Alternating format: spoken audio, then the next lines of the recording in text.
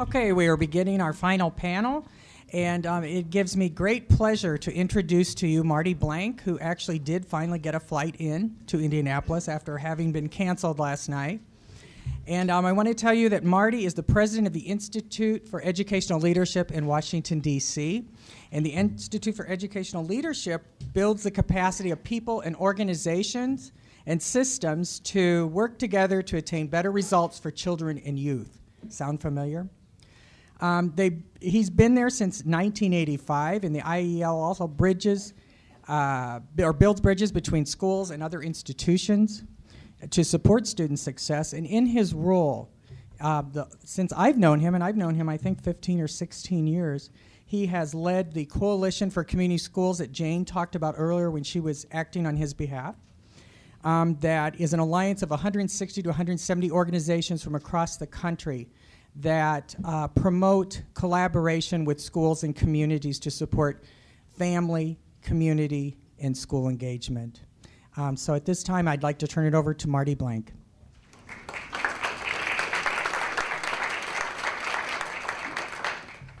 So the bad news was that the flight was canceled. The good news was that I discovered this just before I got to the airport.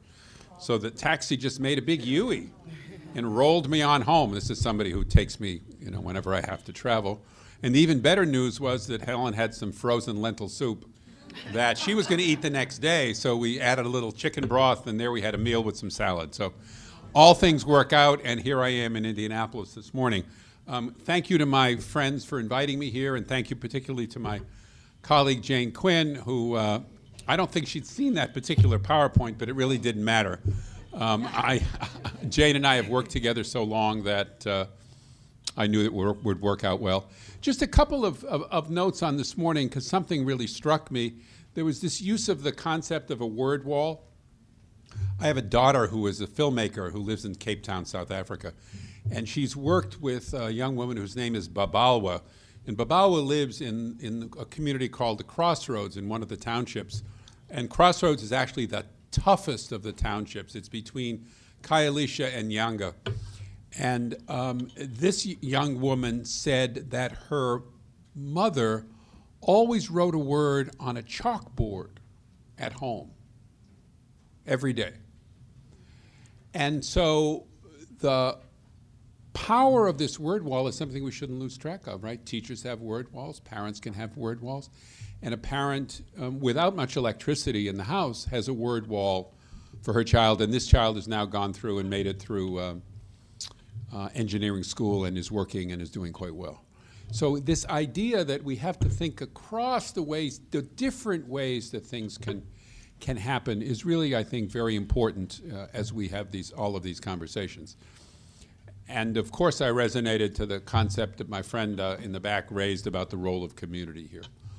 We tend to focus, as we should, on the role of families, but communities have an enormous amount to contribute, particularly to diminishing the isolation that so many of our young people experience, and to expanding the social capital, the networks, the relationships, the connections that they have that are so crucial to their success. And indeed, in all of this, we have to measure things. And that's the conversation we're going to have a little bit with this next group. Whenever I talk about measurement, I'm always reminded of the business leader in South Carolina who, talking about metrics, said, indeed, we do manage what we measure. And that means we better darn well be measuring the right thing, right? Because we sometimes, in this world now where we are measuring, right? That's one of the gifts, if you will, of the age of technology, and perhaps one of the unintended consequences we have to worry about is that we can measure this thing called academic achievement, and so many other things are more difficult to measure. And academic achievement is clearly important, but the notion that's the only thing seems to me to be incorrect. So, having said all that, I'm going to let these folks talk about this very simple question. How can educators and other stakeholders use data to connect families and schools in meaningful ways? And we have a wonderful group of folks here. Terry Spradlin, who is from the Director of Education Policy at the Center for Evaluation and Education Policy at, I believe it's the University of Indiana, correct? Indiana University. Indiana University. See, around here you have to be very careful with your IUs and UIs and IUPUIs, and I'm sure that people really get very angry when you mess it up. So I'm okay. Monica Medina, who is from IUPUI. Right. So I've got that correct. Nicole Oglesby, who is the Director of Diverse Community Partnerships at IUPUI. Right. My good friend Kathy Gray, who I know, so it's easier for the title to roll off, is the Associate Superintendent for Family, School, and Community Partnerships at the Evansville-Vanderburgh School Corporation. Now that was good. And finally, Joann Weeks, who's the Associate Director of the Netter Center for Community Partnerships, one of the nation's leading organizations promoting partnerships between universities and communities through the University-Assisted Community School model. So we're going to give our folks a couple of minutes here. I understand that Ann had a very powerful pen, which she threatened to use when people were going over time. So I'm going to pick up on that talent of hers and ask folks to be brief and specific about ways in which data of all kinds can be used to help promote partnerships between families and schools. Terry, we'll start with you. Oh, thank you, Marty. Well, good afternoon. It's a pleasure to be with you today. At the Center for Evaluation and Education Policy, we collect, compile, analyze a wealth of data for clients, for agencies, for our own research interest. One of the things I wanted to share with you, some critical information we conduct annually, is the attitudes and perceptions of Hoosiers about public schools in Indiana. And so we do an annual public opinion survey on K-12 education, and we ask multiple questions. In 2010, we pared that survey down to just 10 critical questions, key issues that were hot topics with the Indiana General Assembly. But when we disaggregate the data, the public opinion survey data, we certainly ask and identify the opinion of parents, parents with school-aged children. And so there's a lot of talk now about the quality of public education. I think some of the earlier panels, were discussions about PL 221 and AYP, school accountability, so to speak. So we ask parents, and we ask all respondents about their views of public education in Indiana. So in our 2010 public opinion survey, 65% of parents with school-aged children rated schools as an A or B, compared to 54% of the rest of the survey sample. Of the 65%, 25% of parents said schools were an A, and 40% said schools were a B. Now, as far as our parents rating schools a C, 18% versus the rest of the group, 27%. And then D or F, 15% of parents said schools rated a D or F versus 12% of the rest of the sample. Now, we asked them, have schools gotten better, worse, or stayed the same over the last 5 years? Here, 25% of parents said schools have gotten better, 50% said the same, and 21% of parents said schools have gotten worse. Now, compare this data to our 2005 data, and attitudes are down a little bit about the quality of public education. Now, let's compare that data to the PL 221 category placement results that just came out.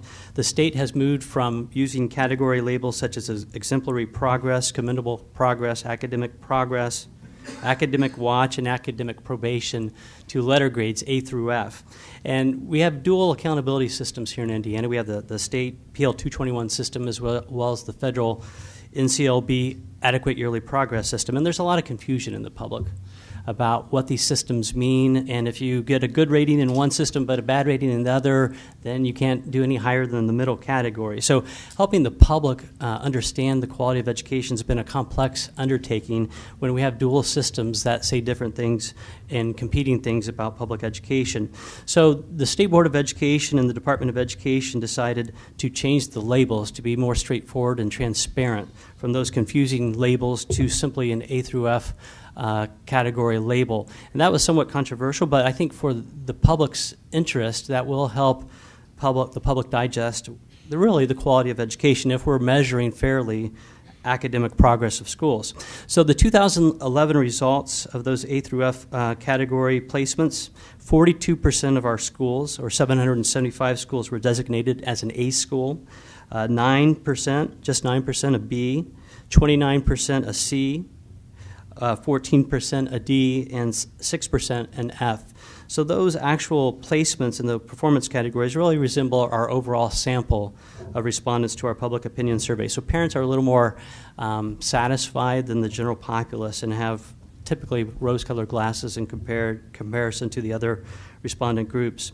So I share that because I really think we need to do a better job in disseminating accurate and fair information to the public so that they can become critical consumers of data and helping them understand the difference between these systems. And thankfully, the Department of Education has indicated it intends to apply for waivers of No Child Left Behind and AYP so that we can have a unified system of accountability. And we are moving, of course, to a growth model here in the state of Indiana. So parents need to understand how that system will work to grade schools. They also need to know there's a wealth of data available at the Department of Education's website or locally on school districts' websites, an annual performance report, and then they have a great deal of information available to them to digest. Now, the other bit of information I'll share in closing, we do conduct annually at the center the High School Survey of Student Engagement. HESI is the acronym. And so in 2009, we had over 100 high schools and 42,000 students participate in that survey. And just two questions I'll share with you here. We asked students, why do they go to school? Why do I go to school? The answers were, 1, I want to get a degree and go to college. 2, I want to get a good job.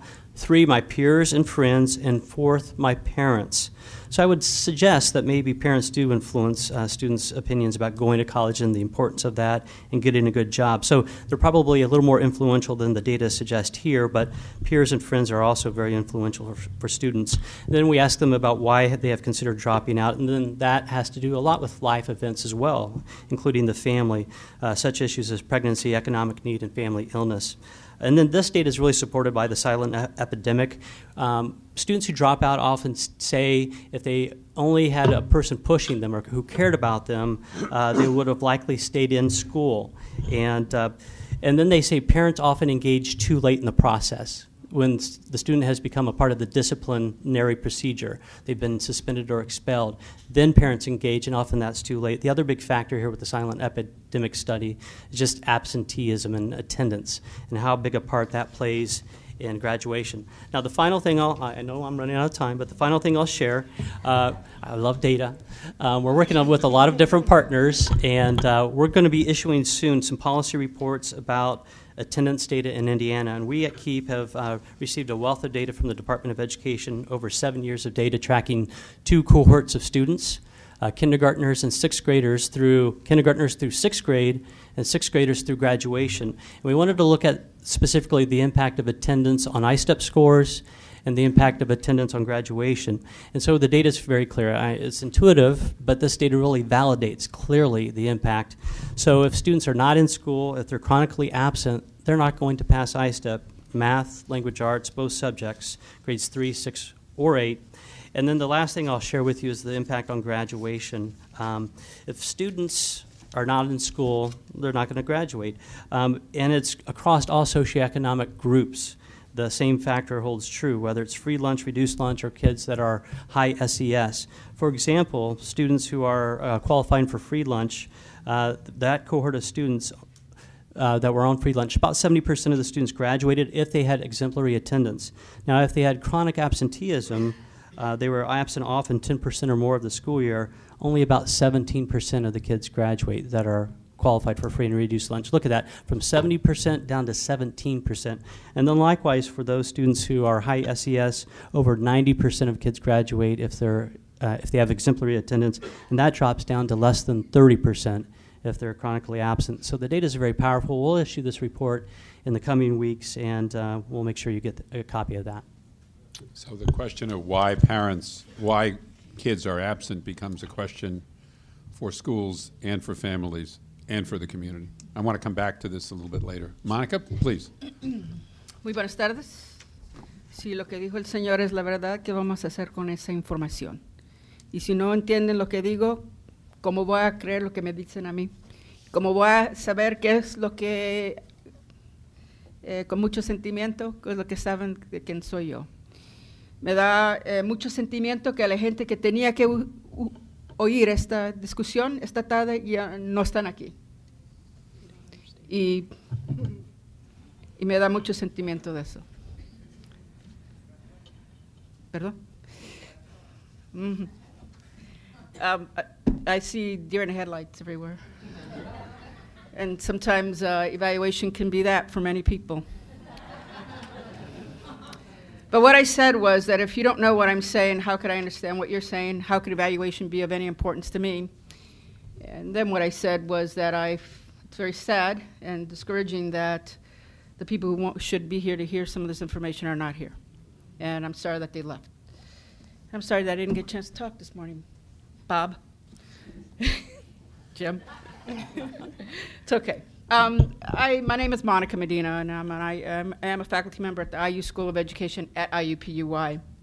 And for several years now, I have been working with the Center for Urban and Multicultural Education, which is also located in the School of Education, and very closely with the George Washington Community High School. And we talk evaluation very often at the school at various levels. One, of course, through our Community Advisory Council that is made up of people who are from the community, who are family members, who are teachers, who are students, who all make up this very interesting group of diverse people, from people who do research to in the School of Medicine to people who are just visiting the school for the first time. And so I've been working with this particular group, not just as an advisory council, but I think that we do a lot more than what that title tells us or claims it to be. Much of what our small group, we have a small group of people who are part of our evaluation group, think of the data. And while it may not be a compliance-oriented group, we know that we have reports that we've got to complete for our federal funds. But we also look at program quality and input and other means of understanding how these how these partnerships are developed. And so the relevance of the research is dependent upon the people who are part of this Community Advisory Council. It's not a council where we sit, we meet every third Wednesday of the month. It's a co-chaired council with the principal and Jim Grimm, who you met earlier, who has handed the baton now to Ann Kriker at the school. The idea there is to come together by encouraging partnerships through through an agenda that encompasses different types of initiatives. We have looked at student engagement. We've looked at student participation. We discuss parent outreach, community activities, initiatives, teacher outreach, community relations, and multi-directional communication, which we believe is the heart and soul of this particular group. From there, it's the group itself who then defines what's important for the initiative, where are the needs, and so it's very much a collaborative, or we want to call it more of a translational research, in that we are informed by the different bodies, and this Community Advisory Council then can become more action-oriented and accountable for what the role of this community school is. In many cases, we have looked at the data and then have questioned why the data is telling us perhaps why some of our students are flourishing and why others, particularly in our school, white males, are not advancing academically. And so we have to then ask critical questions. But to be able to ask those critical questions, to be able to have this group that is transparent and accountable, we have to have a trust.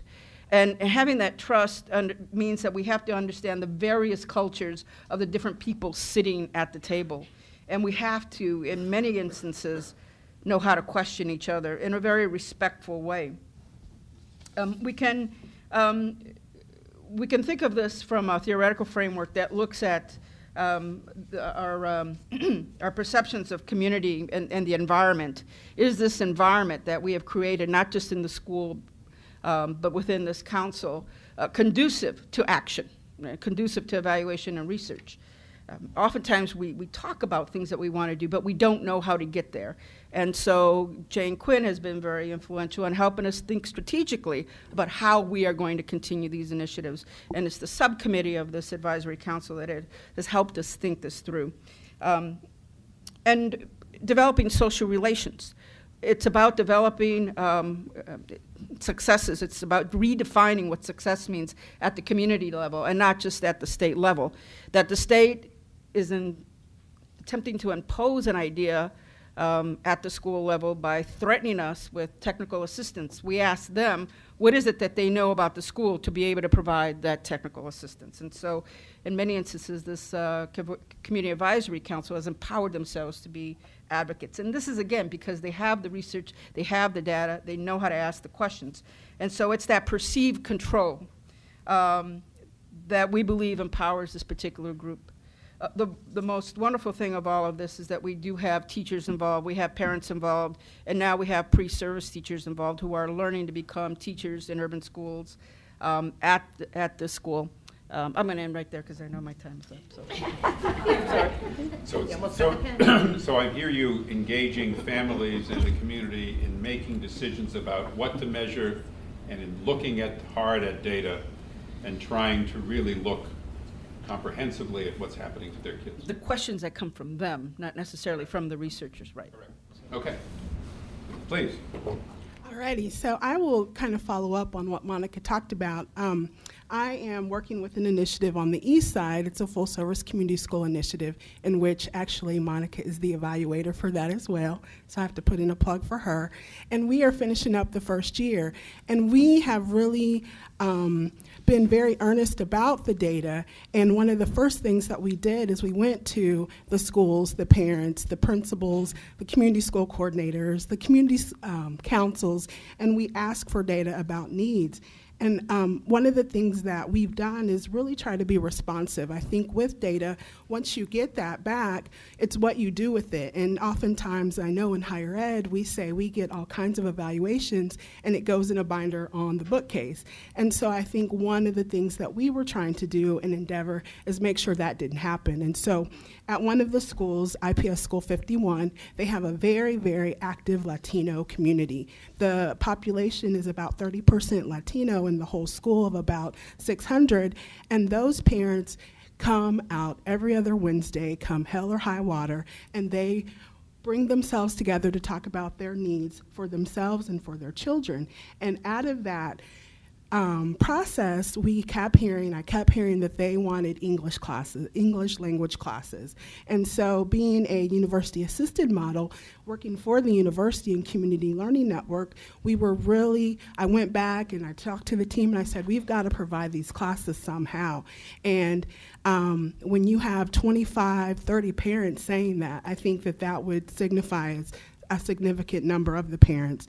And we offered those classes, and what we, I think, kind of fell down on is really evaluating that process, because one, we were listening to their voice, but we had to also hear what is it they were really needing. And with that, they wanted the classes. We wanted to make sure, and they let us know, we're going to bring our children. So culturally, we had to be ready for infants in the class with us in their strollers. We had to be ready for little first and second graders coming in and out from the gym, and we had to be ready for an instructor who gave us feedback that I thought that these families maybe had more basic education than where they had, so they were starting at a basic level, and that's what the term that we used. And so in that, again, we were using the data.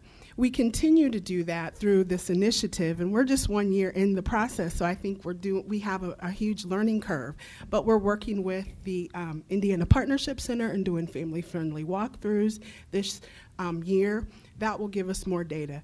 The big thing, too, is I think making sure that we focus on not just our federal report, but through our evaluation team, in which we have faculty from the university, we have the community school coordinators, we have teachers, a part of that team, looking and asking good questions, because I think, Marty, you said it, the Senator or whomever who said measuring the right thing is so critically important. We, I think, we're looking for all this data and then still needing to decide, are we measuring the right thing? And so for us, in our initiative, it really is about focusing on the voice that comes forth from the families, from the students, and from the community, and how we bring that voice together to get the right kind of data that we need. And then lastly, I think as we continue this process, we've really been thinking about this whole idea of academic case management and how we provide that through this initiative. And there was a team that went to Harlem Children's Zone Practitioner Institute about 2 weeks ago, and we really saw that in action, and it really gave us inspiration to see how can we do that with all the partners that we already have. We don't have to bring in new partners, because I believe we really have a good set of key partners around the table with this initiative. It's looking at what the strengths are of the partners and how then those strengths come together, and we can provide this whole, like I said, academic case management system for the children in those 3 schools. I'm going to warn everybody that when we finish this panel, I'm going to go back down the line and I'm going to ask each of you the hard question, which is, if we're going to tell the state they need to measure family engagement, what are the and community engagement? What would be the metric? Just in 3 words or 4 words. You can't answer it when you speak, Kathy, but I'm going to go back to everybody. Tell us, what is the metric? The other thing that we just heard is about the Latino population, which everyone sort of now recognizes and accepts. The coalition gave an award to a school in Nashville, Tennessee, that is almost the 3rd Latino. Now, that's pretty unheard of, and in the course of the conversation preparing for this, someone was talking about the Burmese population that has emerged, and I can't remember the city. In Fort Wayne. And here. Okay, sorry. I mean, if you follow the international news, there was an article about Burma and their continuing efforts to, overcome the years and years of dictatorship. So we have all of these people from all of these different places. And when we think about families, we must think about who they are and what different perspectives they bring about schooling and how to find ways to engage them. The adult education story reminded me of folks in Providence who decided not only would they teach parents English, but they would teach them English about tenant rights, about school and how it works, right? About citizenship. They built that whole curriculum around the stuff that was really important to the parents. Kathy Gray. Hi, everyone. And I want to start by thanking Jackie and all of the people in this room, because we really are kind of a family. We're a community of people that are coming together to talk about a really important issue. My friend Jane Quinn and Marty, I was at that very first conference that Jane talked about back in 1997, and there were only 200 people, about 150 to 200 people at that first convening of people that came together to talk about this whole issue of family community engagement. And there was a lot of conversation even back then in 97 about how important it was to evaluate and look at and collect data around this issue. And fast forward to our last Coalition for Community Schools conference in Philadelphia with our friends, and there were thousands of people there. So we know this movement is really taking hold. And to be in the same room with Ann Henderson, my hero, and all of you who are passionate about family engagement know you've been reading her work for a very long time. I brought with me a school board member, and because we in Evansville realize Sally Becker is on our school board and has been very, very passionate about family engagement. In our district, we've realized for a long time that it's really the key to academic achievement. So evaluation has been at the core.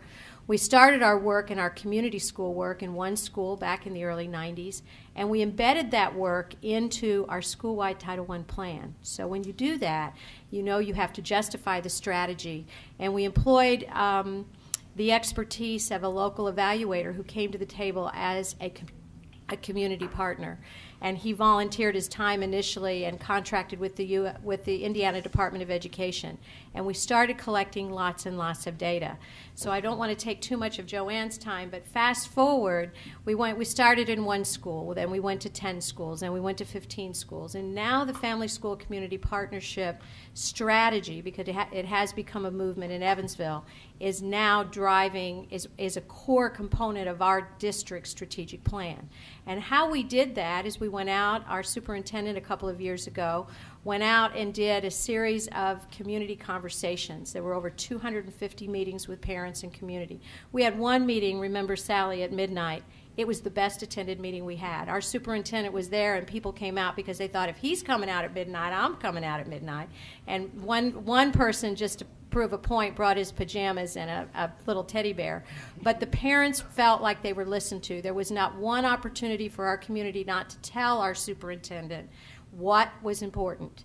And we brought that information back, and we created a strategic plan. And there were 5 core focus areas that we focus on in our district, and we collect data around all 5 focus areas. And when Ann put that up earlier today, innovative school models, professional development, technology, early childhood education, and family, school, and community partnerships. And everything we're doing in our district is working like this together around those 5 core focus areas. So we're pretty excited about it. The other thing we borrowed from Chicago, because you know in this work you borrow from everybody, and I've borrowed from a lot of you, so if I say something, like I was sharing with Ann this morning, I was sharing with Ann our stakeholder survey, and I said, don't look too close because we borrowed a lot of your questions, because you really do, you learn from each other. So what we did is we did a stakeholder survey 2 years ago, and we surveyed parents, community members, teachers, students, and then we came back and redid it. And we used the data on a daily basis to talk about this work. We talked with every principal. We broke the data down by schools. Our superintendent sat in the room and asked the principals about their data around family engagement, because that really put a lens on the importance of that work. And then when we redid the survey, we saw some moves on the needle. So data is really the core of what we are. I could go on about this forever. It was wonderful to sit next to the superintendent from Richmond. And he said to me today, he said, you know, it's an exciting time to be a part of the education, And we've probably seen more change in the last 5 years than I saw since the beginning of my career. So we'll keep moving because data will drive us. Thanks, Kathy. Good afternoon. I'm Joann Weeks. I'm an Associate Director at the Netter Center for Community Partnerships at the University of Pennsylvania. And it's my pleasure to be here from our area, Philadelphia. Thanks to Jackie and Jim and Starla for inviting me to join you here today.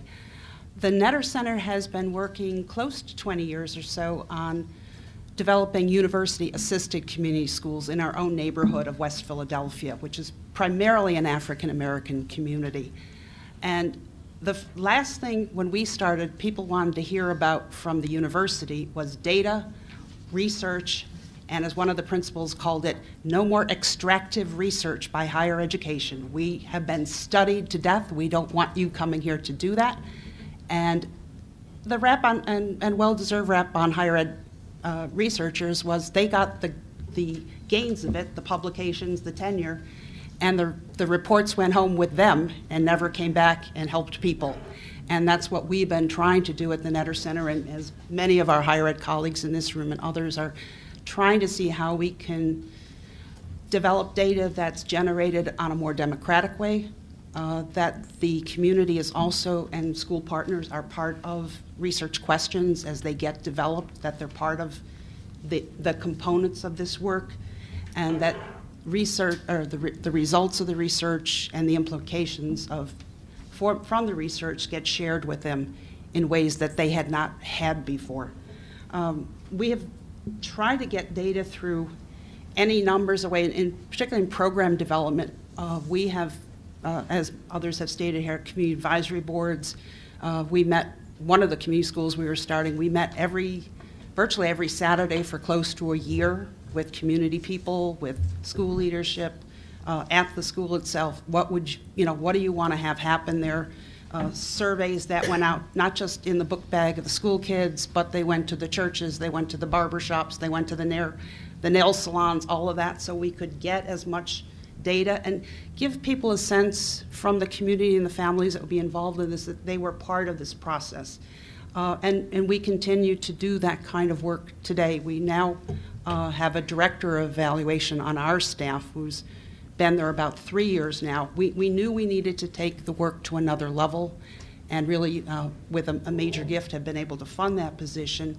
And what we continue to try and do in our data collection is to use the school youth and their families as part of the data collection team. We have helped to train high school students.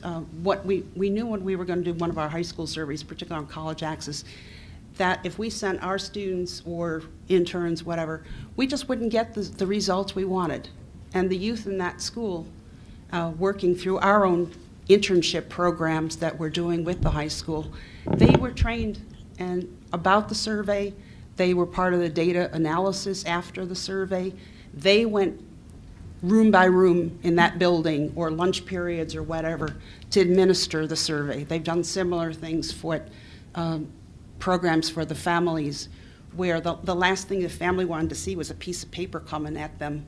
And it was to improve programs, but that's scary for many people. But with either our young people from Penn or from the high school team, they could sit down with the families and go through this material and then help them go through it and elicit the information that we need. So we try to use data as a way to also engage and move away the stigma and make it less threatening, and that they also get the information that they need. And always done in a setting that's value added for parents, that we're just not asking them to come in and talk about data or something specific, but that something is also going to happen there that's of importance and value, and they will also eat. Thank you, Joann. So the panel, a number of members of the panel have talked quite eloquently about the importance of engaging with families, engaging with young people, engaging with members of the community about the data. But I've heard less, and I want to come back to you about this question I said I was going to ask, because this is the question that some of your colleagues are going to be talking about in a couple of minutes. From a policymaker standpoint, the idea of involving youth in conducting a survey and even designing questions makes sense, and or families. But but policymakers are sort of looking for their metrics, right? So quickly, I'd like each of you to just tell us quickly what the couple of metrics are that you think are really most important when we think about family engagement and community engagement. So I'll start with you, Terry. Well, thank you. That's the $64,000 question, right? If we all had the common metrics and we knew what the key metrics were, we'd all be measuring and doing and being more successful at family and parent engagement. So it's not that simple. So I can't say it in 4 or 5 words, but in 40 or 50 words, let me say this. There are some common metrics. As far as participation in school events, of course, these are the typical things like open house and parent-teacher conference, level of classroom volunteerism, and of course we see high levels of participation at elementary, somewhat at middle school, but we still struggle as educators to engage parents at the high school level. School parent compacts, that's certainly more common with Title I, but maybe that needs to be exercised more broadly in the school community. Student attendance is certainly a metrics associated with parent support and involvement. Membership opportunities like PTO, PTA organizations, and school improvement plan committees that schools establish to look at student data and strategies to improve student outcomes. Stakeholder surveys have been mentioned. Certainly we'd advocate for those. Those are a useful tool to not only gauge student engagement, but parent and community involvement and support. One of the things we're going to be looking more at, of course, will be engagement via school choice. And now that that's a part of our education system in Indiana, with all the changes the legislature passed this past session, now we have the choice scholarship and vouchers. And I know that was talked about a little bit this morning. So the data does support that when parents have a choice and make a choice, whether the student's actually performing at higher levels, the parent is satisfied, more satisfied, as well as the student. So if a student stays in public education, does that signify also satisfaction? And maybe not. And so we have to get out of a way at measuring more effectively engagement and satisfaction. There's no simple answer. There's a lot of ways to go about doing it and a lot of different strategies. So we'll just keep plodding along, trying to do the best we can.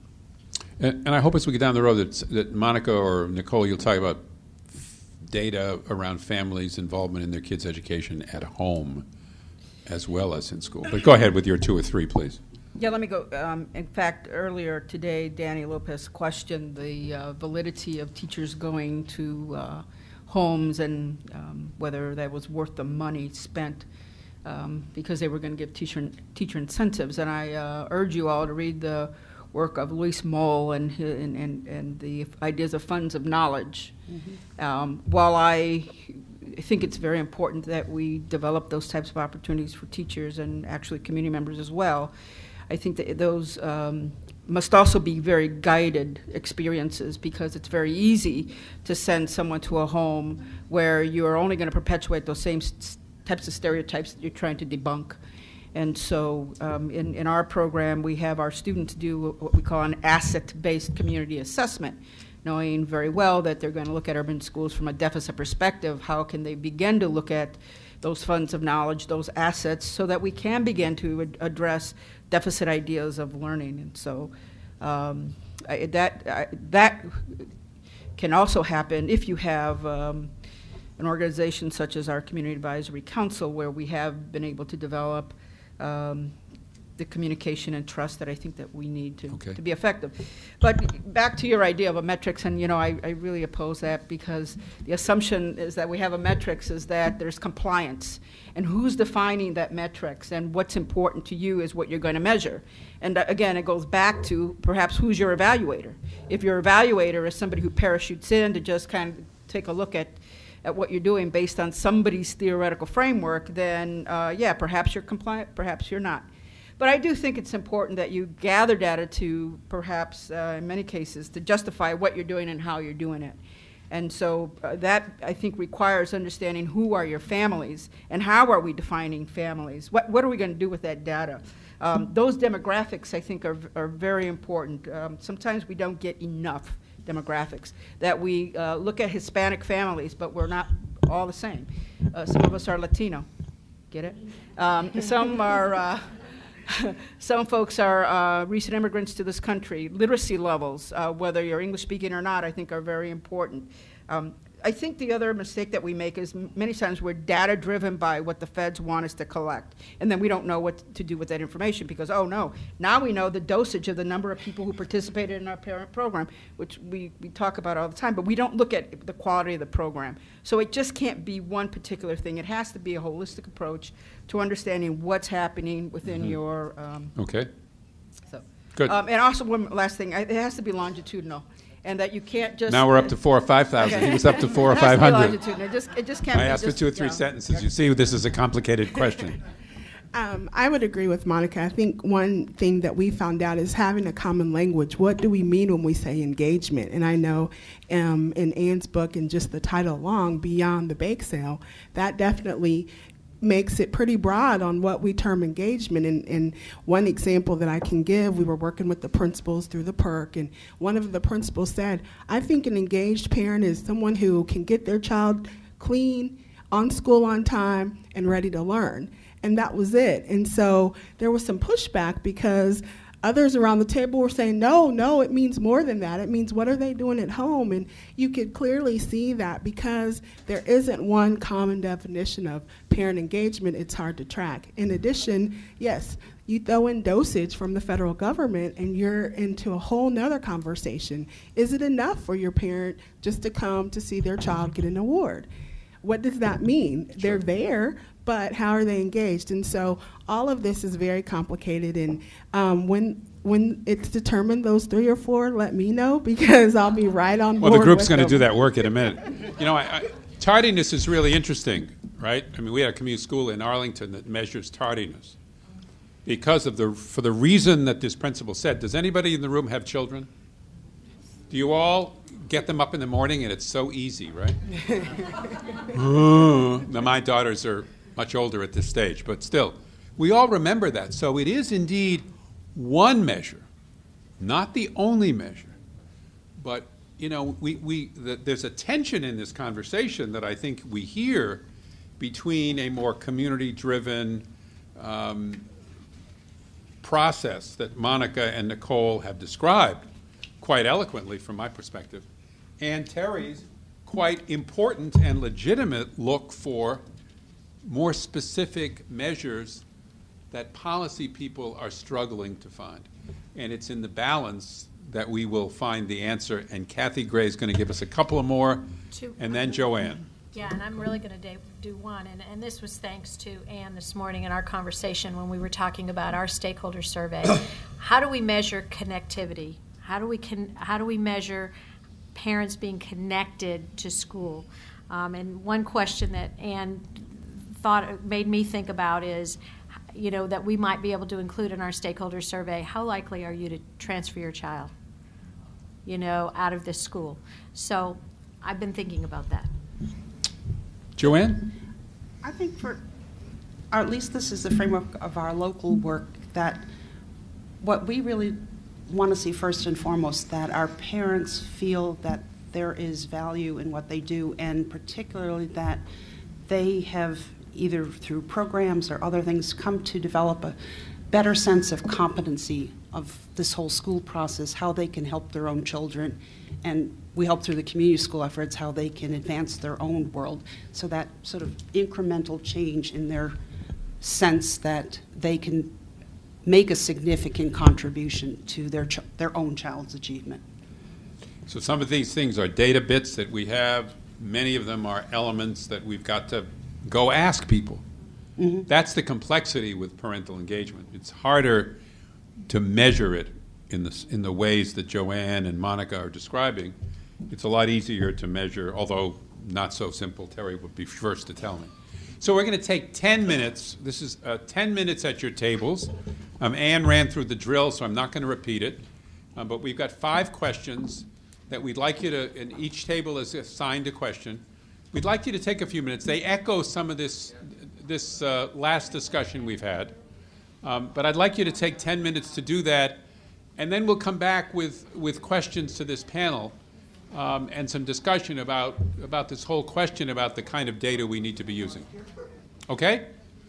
All right, 10 minutes.